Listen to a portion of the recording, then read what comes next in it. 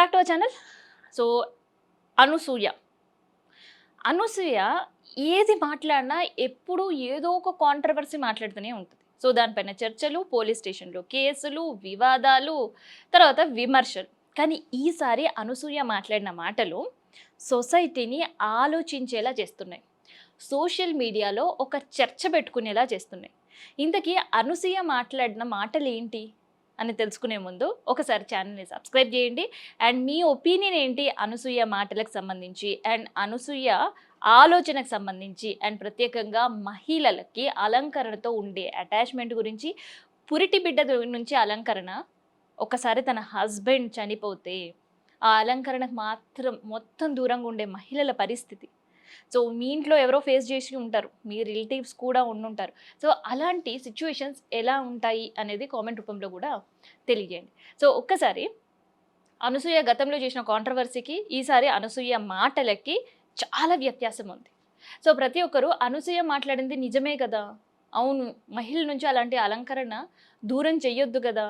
అని కొంతమంది అంటుంటే, ఇంకొంతమంది మాత్రం అనసూయ సాంప్రదాయాలకి కాస్త దూరంగా ఉంటే బావుండు. రిచువల్స్‌ని అవమానపరుస్తుంది అంటూ కూడా ఇంకొంతమంది నెగెటివ్ కామెంట్స్ కూడా పెడుతున్నారు. So, whether positive or negative అవి 2 కూడా ఒక సాంప్రదాయాలకి, ఒక రిచువల్స్‌కి సంబంధం వాటితో కూడుకున్నది. కొన్ని ఎమోషన్స్‌తో కూడా. సో, ముందుగా అనసూయ ఏమన్నది అనేది ఒకసారి విందాం. మా నాన్నగారు we last him 3 years back. And అమ్మ చాలా అందంగా ఉంటుంది. మంచి డ్రెస్సెస్ అప్, మంచిగా బొట్టు కింద బొట్టు పెట్టి, కాటుకు పెట్టుకుని, మంచి రంగు గాజులు, గజ్జలు, her feet is look beautiful. And then there is been a change in life. అంటే నాన్నగారు మమ్మల్ని వదిలి వెళ్ళిపోయారు. అండ్ దెన్ 10 మంది 10 మాటలు చెప్తారు. అది ఇది those times are difficult. I'm sure చాలామంది ఎక్స్పీరియన్స్ చేస్తుంటారు, ఎస్పెషలీ డాటర్స్ నాతో రిలేట్ అవ్వచ్చు. నన్ను తినేస్తున్న ఆలోచన ఏంటంటే, మనకి బొట్టు, కాటుక, గాజులు, గజ్జలు ఇవన్నీ అమ్మ పెట్టింది కదా. అంటే మా అమ్మకి మా అమ్మమ్మ, నాకు మా అమ్మ. How is it related to like nail polish పెట్టడం, గోరింటాకు పెట్టడం, ఇవన్నీ పెళ్ళి కాకముందు మన అమ్మలు అమ్మమ్మలు మనకి ఇంట్రడ్యూస్ చేసినవి. దాన్ని పెళ్ళితో లింక్ పెట్టి, ఇఫ్ ఎనీథింగ్ అమ్మమ్మ చనిపోయినప్పుడు కదా అమ్మ ఇవన్నీ ఒకవేళ వదిలేసుకోవాలి అనుకుంటే చేసేది. How are they linking it to husband? And isn't it someone's personal choice? I'm just thinking out loud. నేను ఎవరిని ఛాలెంజ్ చేయట్లేదు, ఇది ఎవరికి వ్యతిరేకంగా కూడా మాట్లాడట్లేదు. జస్ట్ నాకు డౌట్ వచ్చింది.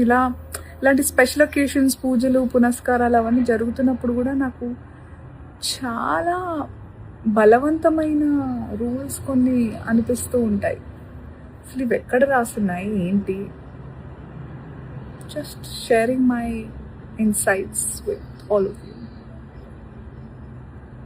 సో, విన్నారు కదా! ఇట్లా నిజంగానే అంటే కొన్ని సందర్భాల్లో నాకేమనిపిస్తుందంటే, అవును అది నిజమే కదా! కొంతవరకు మాత్రం. సో, పురిటి బిడ్డకి కాటుక పెడతారు. నుదుటిన బొట్టు పెడుతుంటారు. కాళ్ళకు పట్టీలు పెడుతుంటారు. కాస్త పెద్దగా అయింది అమ్మాయి అంటే అన్నప్రసన్న తర్వాత నుంచి కాళ్ళకు పసుపు రాస్తారు, నుదుటిన కుంకుమ పెడతారు, రంగురంగుల గాజులు వేస్తారు, అందంగా అలంకరిస్తారు. సో, ఆ అలంకరణ అమ్మాయికి సంబంధించిన ప్రతి అకేషన్‌లో చూస్తూనే ఉంటాం. కానీ వన్స్ పెళ్ళి తర్వాత శ్రీమంతాలు కావచ్చు, బిడ్డ పుట్టడం కావచ్చు, ఇవన్నీ కూడా మహిళకు సంబంధించిన ప్రతి స్టేజ్‌లో ఈ అలంకరణ చూస్తుంటాం. కానీ వన్స్ ఆమె భర్త చనిపోయాడు అనంటే 11 రోజుల లోపే ఆ మహిళకు అవన్నీ ఉన్నట్టుండి దూరమైపోతాయి. సో, పువ్వులు పెట్టుకోవద్దంటారు, కుంకుమ రాసుకోవద్దంటారు, పసుపు, గాజులకు దూరంగా ఉండాలి అని పెడతారు. నిజంగా ఇది సాంప్రదాయమే. సో, దానితో కొంతమంది ఏకీభవిస్తారు, ఇంకొంతమంది ఏకీభవించరు. సో, ఈ రిచువల్స్ పైన పక్కన పెడితే కాసేపు ఆ సంప్రదాయాల గురించి, ఆ మహిళ పైన ఎలాంటి ఇంపాక్ట్ కనిపిస్తది? సో, ఆల్రెడీ ఒక లైఫ్ పార్ట్నర్‌ని పోగొట్టుకున్న బాధలో ఉంటది ఆ మహిళ. సో ఆ లైఫ్ పార్ట్నర్తో ఉండే జర్నీలోని ఒక మెమరీస్తో ఆ ఆ మహిళను వేధిస్తూ ఉంటాయి. ఎందుకంటే చనిపోయింది. పెళ్లి తర్వాత ఎన్ని ఇయర్స్ అటాచ్‌మెంట్ ఉంది అనేది కాదు. అటాచ్‌మెంట్ ఎంత స్ట్రాంగ్ అన్నదే ఇక్కడ మనం ఆలోచించాలి. సో ఆల్రెడీ ఒక డిప్రెసివ్‌లో ఉండడం. సో అటాచ్‌మెంట్స్‌తో దూరం అవ్వడం చాలా కష్టంగా ఉంటుంది. ఇంకో పక్క ఇంటి బాధ్యతలు కావచ్చు. పిల్లలుంటే పిల్లల బాధ్యతలు కావచ్చు. ఆల్రెడీ ఆ ఫ్యామిలీకి సంబంధించిన ఆర్థిక సమస్యలుంటే వాటితో కావచ్చు. సో ఇవన్నీ ఎలా ఫేస్ చేయాలి అని సతమతమవుతున్న సమయంలో ఎమోషనల్ అటాచ్‌మెంట్స్‌తో దూరం అవ్వకుండా ఉండే పరిస్థితిలో, ఆ బాధ ఎంతమంది ఓదార్చినా తీరని కష్టంలో ఉండే మహిళని ఇంకా, ఇంకా ఇట్లాంటివన్నీ ఆచారాలు ఇబ్బంది పెడుతున్నాయి. సో, ఇబ్బందులకు ఇంకా గురి చేస్తున్నాయి. కొన్ని సందర్భాల్లో ఈ మెంటల్ టెన్షన్స్‌తో ఇంకా డిప్రెషన్‌కి వెళ్ళడానికి ఈ రిచువల్స్ కూడా కొంతవరకు కారణం అనే వాదన వినిపిస్తుంది ఇవాళ. సో, ఆలోచిస్తే అది ఎంతవరకు నిజం అనేది ప్రతి మహిళ పర్సనల్‌గా ఆలోచిస్తే అవును నిజమేమో గదా! నిజంగా అనసూయ ఇవాళ మాట్లాడిన మాటలు ప్రతి ఒక్క మహిళని ఎమోషన్స్‌ని టచ్ చేస్తున్నాయి. సో, అక్కడ తన తల్లి గురించి చెప్తుంది. సో, తల్లి చాలా అందంగా ఉండేదని, కాటుక, బొట్టు, రంగు గాజులు, కాళ్ళకు పట్టీలు పెట్టుకొని ఉండేదని. వన్స్ వాళ్ళ నాన్న చనిపోయిన తర్వాత తన తల్లికి అవన్నీ దూరమైపోయాయని. సో, దానివల్ల తన తల్లి ఇబ్బంది పడుతుంది అని. సో, అట్లా ఇబ్బంది పడుతున్న తల్లులు చాలామంది ఉంటుంటారు. సో, అలా ఇబ్బంది పడుతున్న ఒక యంగ్ జనరేషన్‌లో ఉండే యంగ్‌స్టర్స్ కూడా చాలామందే ఉండుంటారు. అందుకనే నిజంగా ఆ అలంకరణ పురిటి బిడ్డకి చేసేది అమ్మమ్మో, నానమ్మో. సో, అమ్మ తేరుకున్న తర్వాత వాళ్ళ అమ్మ చేస్తుంటది. వాళ్ళు చనిపోయిన తర్వాత బాధలుంటాయి. కానీ మహిళలకి ఎలాంటి ఆచారాలుండయి. కానీ వన్స్ భర్త చనిపోతే మాత్రమే అలంకారాలకు మహిళలందరూ కూడా దూరమయ్యే పరిస్థితి. సో, అలంకరణగా కాకుండా అదొక ఎమోషన్‌గా డిప్రెషన్‌కి నెట్టేసే పరిస్థితులు మహిళలకి కల్పిస్తున్నారు.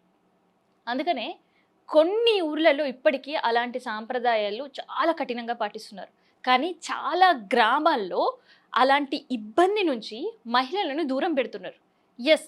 అనసూయ మాట్లాడిన మాటలు ఇవాళ ఒక చర్చకు తీస్తుంది. కొంతమంది రిచువల్స్‌కి దూరంగా, సాంప్రదాయాలకు దూరంగా అవమానించేటట్టు అనసూయ మాట్లాడుతుంది అన్నారు. కానీ నిజంగా అనసూయ మాట్లాడిన మాటల్లో కొంతవరకు నిజముందని గ్రామాల్లో, మండలాల్లో మనం వెళ్లి చూస్తుంటే ఇప్పటికీ కొంతమంది అవును అంటే వాళ్ళ ఇంట్లో అత్తలే ఉండొచ్చు. లేదంటే ఆ ఇంట్లో పెద్దవాళ్ళే ఉన్నప్పుడు అంటే భర్తకు సంబంధించిన అమ్మమ్మో, నానమ్మో లేదంటే భర్తకు సంబంధించిన అమ్మే ఉన్నప్పుడు ఆ కోడల్ని అవన్నీ దూరం జేయడానికి ఇష్టపడట్లేదు. ఇన్ కేస్ ఆచారం ప్రకారం ఆ 11 రోజుల్లోపు ఆ కార్యక్రమాలు చేసినా, కొన్ని చోట్ల 13 రోజుల్లోపు ఆ కార్యక్రమాలు చేసినా, ఆ తర్వాత వాళ్ళకొక ఫ్రీడమ్ ఇస్తున్నారు. ఇదివరకు నువ్వు ఎట్లా ఉన్నావో అట్లే ఉండు. నిన్ను నువ్వు డిప్రెస్ చేసుకోవద్దు అంటూ గ్రామ స్థాయిలో చాలా వరకు ఇట్లాంటి మార్పులొచ్చాయి. చాలామంది సరే గ్రామ స్థాయిలో మార్పులొచ్చాయి. అవి ఎంతవరకు చూస్తున్నారో లేదో నాకు తెలీదు. నేను చూసిన సందర్భాలు మీకు తర్వాత ఆధ్యాత్మికవేత్తలని చెప్పుకుంటాం గదా! అందులో భారతీయం సత్యవాణి గారు. సో, భారతీయం సత్యవాణి గారికి సంబంధించి నేను పర్సనల్‌గా ఒక వీడియో చూసినప్పుడు తను ఏమన్నదంటే, ఈ ఆచారాలు, సాంప్రదాయాలు కేవలం మనుషులు పెట్టుకునేవి మాత్రమే. సో, ఎక్కడా కూడా మన భారతీయానికి సంబంధించిన చరిత్రలో కావచ్చు, పుస్తకాల్లో కావచ్చు, వేదాల్లో కావచ్చు, ఎక్కడ కూడా లేదు మహిళను విధవగా చేసి జీవితాంతం అలాగే ఉండండి అని చెప్తూ కావచ్చు, రాసిపెట్టి కావచ్చు, జరిగిన ఘటనలు కావచ్చు. సో, అందుకనే మహిళలను అలా చెయ్యొద్దు. సో, పుట్టినప్పుడు ఆ పురిటి బిడ్డ తర్వాత అలంకరణ ఏదైతే ఉంటదో, మహిళ మళ్ళీ మట్టిలో కలిసేంత వరకు కూడా ఆమెని అలాగే ఉండనివ్వండి అంటూ. సో, మీకు కూడా అసలు నిజంగా సత్యవాణి గారు అన్నారా లేదా అనే డౌట్ వస్తే ఒకసారి గూగుల్ చేసి తన వీడియోస్ చూడండి. ఇలాంటి టాపిక్స్ పైన కూడా చాలా సందర్భాల్లో ఆమె మాట్లాడింది. సో, అనసూయ ఒక యాక్ట్రెస్, సాంప్రదాయాలపైన ఆమెకి ఎంత అవగాహన ఉండి మాట్లాడిందో నాకు తెలీదు. తన పర్సనల్ ఇన్సిడెంట్ మాత్రమే షేర్ చేస్తూ అసలు వీటిపైన ఒకసారి మీరు ఆలోచించండి. నాకిలా అనిపిస్తుంది. This is my personal opinion అంటూ షేర్ చేసింది. కానీ నిజంగా ఆధ్యాత్మికవేత్తలు ఒక భారతీయ సాంప్రదాయాన్ని కావచ్చు, హిందూ సాంప్రదాయాన్ని కావచ్చు పోర్ట్రేట్ చేస్తూ ఒక సభలు, సమావేశాలు, సమ్మేళనాలు ఇవన్నీ నిర్వహించే ఒక ఆధ్యాత్మికవేత్తగా ఉండే భారతీయం సత్యవాణి గారు ఇదే టాపిక్స్ పైన చాలా సందర్భాల్లో మాట్లాడారు. సో ఇట్లాంటి పిచ్చి చేష్టలు చెయ్యకండి మహిళల పట్ల కూడా అంటూ తను రిక్వెస్ట్ చేసిన వీడియోస్ కూడా చాలా ఉన్నాయి. సో ఒకసారి వాటిని కూడా చూడండి.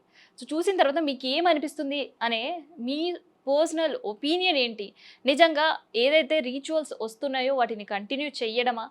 లేదు అంటే మహిళలకు ఇంకా డిప్రెస్ చేయకుండా వాళ్ళకి సంబంధించిన ఒక పర్సనల్ ఐడెంటిటీగా అలంకరణ చూసే మహిళలకు దాని నుంచి దూరం చేసినప్పుడు చాలామంది మహిళలు భర్త చనిపోయిన కొన్ని రోజులకో కొన్ని నెలలకో చనిపోయే పరిస్థితి, లేదు అంటే ఇదే డిప్రెషన్కి లోనై అనారోగ్యంతో బాధపడుతున్న సందర్భాలు ఇట్లాంటివి కూడా చాలా చూస్తుంటాం.